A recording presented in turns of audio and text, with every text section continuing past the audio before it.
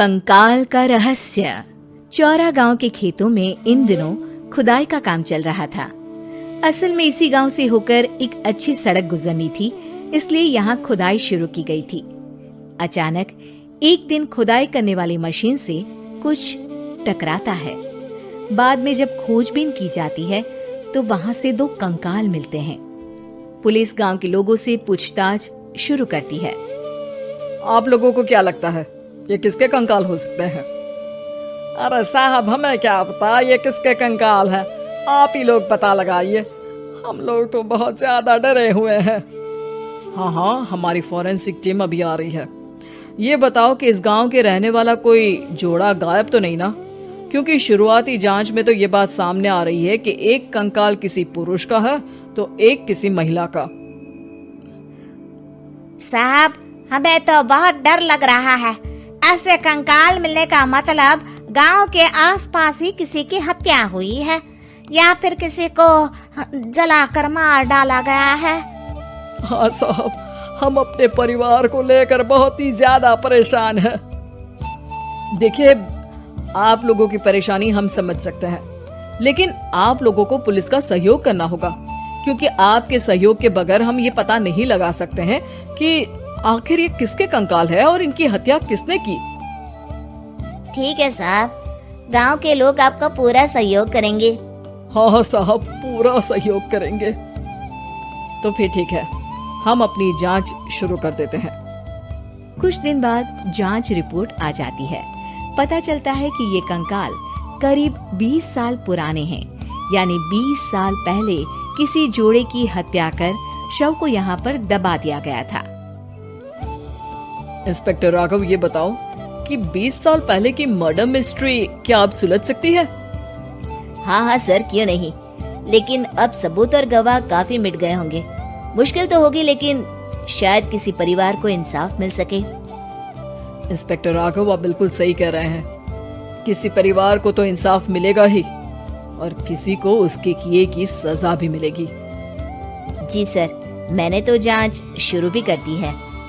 20 साल पहले इस गांव के 2 जोड़े अचानक कहीं गायब हो गए थे। मैंने दोनों ही परिवारों के बाकी के सदस्यों से बातचीत शुरू की तो उन्होंने बताया कि उनके बच्चे शहर गए थे, लेकिन आज तक वापस नहीं लौटे हैं।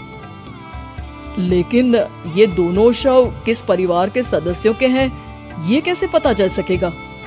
सर, मैंने डीएनए टेस्ट करवा लिया है। आज शाम तक इसकी रिपोर्ट भी आ जाएगी। अच्छा, ठीक है। उसी शाम को सर, डीएनए रिपोर्ट के मुताबिक ये दोनों ही लाशें चौरा गांव के रहने वाले प्रधान सुल्तान सिंह के बेटे और बहू की है। लेकिन इनकी हत्याएं किसने की है, ये कैसे पता लगेगा? इसी का तो पता लगाने की कोशिश में जुटा हूँ सर। आज सुल्तान सिंह से मिलने भी जा रहा हूँ। मेरा बेटा और बहू तो मेरे लिए सिर्फ यादों में ही रह गए थे। हमें उनकी लाशें तक नहीं मिल सकी थी। आज 20 साल बाद उनके कंकाल मिले हैं। मैं अब किसके लिए जीऊं?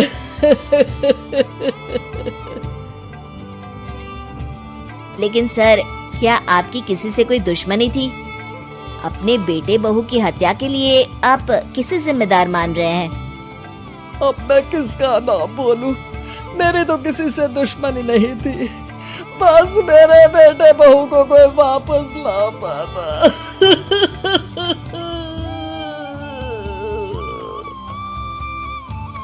इसके बाद सुल्तान सिंह फूट फूट कर रोना शुरू कर देते हैं।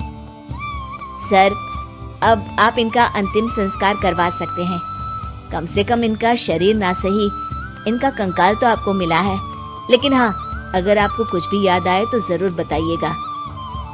मेरी तो बेटा अब उम्र हो गई है, लेकिन मेरे बेटे और बहू के हत्यारों का जरूर पता लगाइएगा, क्योंकि जब तक हत्यारे पकड़े नहीं जाएंगे मेरा मन नहीं मानेगा। सर, हमारी पूरी कोशिश रहेगी हत्यारे को पकड़ने की। लेकिन एक बात बताइए, उस वक्त आपको किस पर शक गया था? उस वक्त मेरे एक ड्राइवर को पकड़ा गया था, लेकिन सबूतों के अभाव में उसे छोड़ दिया गया था। अच्छा, और ड्राइवर पर कैसे शक हुआ था? क्योंकि उस दिन ड्राइवर छुट्टी पर था। उस समय लेकिन लाश क्यों नहीं मिल सकी थी? उस वक्त पुलिस ने बहुत कोशिश की थी, लेकिन दोनों की डेड बॉडी नहीं मिल सकी थी। ठीक है, हमारी तफ्तीश चल रही है, मैं फिर आऊंगा। इसके बाद इंस्पेक्टर वहां से चला जाता है और सुल्तान सिंह अपने बेटे और बहू की याद में खो जाते हैं। कुछ दिन बाद सुल्तान सर, एक बात बताइए, जब आपके बेटे बहू की हत्या हुई थी, उसी के आसपास आपके ही गांव का रहने वाला एक और जोड़ा उसी वक्त गायब हो गया था ना? हाँ सर, अलका और अभिषेक, वो भी मेरे बच्चों जैसे ही थे। तो फिर वो कहाँ है? उनका भी आज तक पता नहीं चल सका, लेकिन बताते हैं कि कुछ साल पहले अभिषेक को गांव के ही किसी आदमी ने मुंबई में देखा था, लेकिन फिर वो गायब हो गया। यानी अभिषेक और अलका की हत्या नहीं हुई थी, बल्कि उन्होंने किसी वजह से खुद ही गांव छोड़ दिया था। हाँ, हो सकता है, क्योंकि अभिषेक मेरे बेटे संतोष का अच्छा दोस्त था और उसका मेरे घर भी आना जाना लगा रहता था। हो सकता है कि उसने मेरे बेटे और बहू के बारे में सुन लिया हो और ये गांव छोड़ दिया हो सकता है। उनके परिवार का कोई अब नहीं रहता क्या इस गांव में? अब तो कोई नहीं रहता। एक चाचा थे, लेकिन उन्होंने भी अपना पुश्तैनी मकान बेच दिया है। वो भी अब कहीं शहर में ही बस गए हैं। ओह, अभिषेक और अलका के बारे में भी पता लगाना होगा। हो सकता है कि वही इस हत्या के बारे में कुछ बता सके। हो तो सकता है, लेकिन वो बेचारे तो खुद ही वक्त के मारे थे, वो क्या बताएंगे। फिर भी सर, जब केस दोबारा खुला है तो जांच तो करनी ही पड़ेगी, और इस बार तो लाशें भी बरामद हुई है। कुछ दिन तक लगातार तफ्तीश चलती रही। एक दिन थाने से सुल्तान सिंह को फोन आता है। हाँ, कौन बोल रहा है? सर, मैं कांस्टेबल तुलाराम बोल रहा हूँ थाने से। आपको थाने आना पड़ेगा। थाने? लेकिन क्यों? सर, किसी की पहचान करवानी है। अच्छा ठीक है, मैं दोपहर तक पहुंचता हूँ। सुल्तान सिंह दोपहर में थाने पहुंचता है। कई पुलिस के अधिकारी वहां मौजूद रहते हैं। सर, आपके बेटे की हत्या का रहस्य आज शायद सुलझ जाए। अच्छा इंस्पेक्टर राघव, पर वो कैसे? सर, उस आदमी को देखिए, क्या वही अभिषेक है? सुल्तान सिंह की आंखों में हैरानी से आंसू आ जाते हैं। हाँ सर, यही अभिषेक है। ये आपको कहाँ से मिला? सिर्फ अभिषेक ही नहीं, बल्कि इसकी पत्नी अलका भी इसके साथ है। मैडम, जरा अभिषेक की पत्नी को लाइए। जैसे ही अलका को पेश किया जाता है, सुल्तान सिंह जमीन पर गिर जाते हैं। सुल्तान सर, क्या हुआ आपको? आप अलका को देखकर गिर क्यों गए? सुल्तान सिंह सर पकड़कर बैठ जाते हैं। ये अलका नहीं, बल्कि ये तो मेरी बहू रितु है।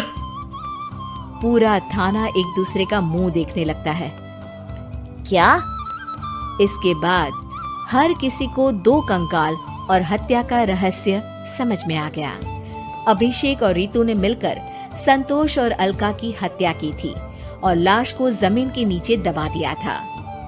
आज 20 साल बाद इस हत्या का रहस्य खुल सका था कि अवैध प्रेम संबंध में दो मासूमों की जान गई थी।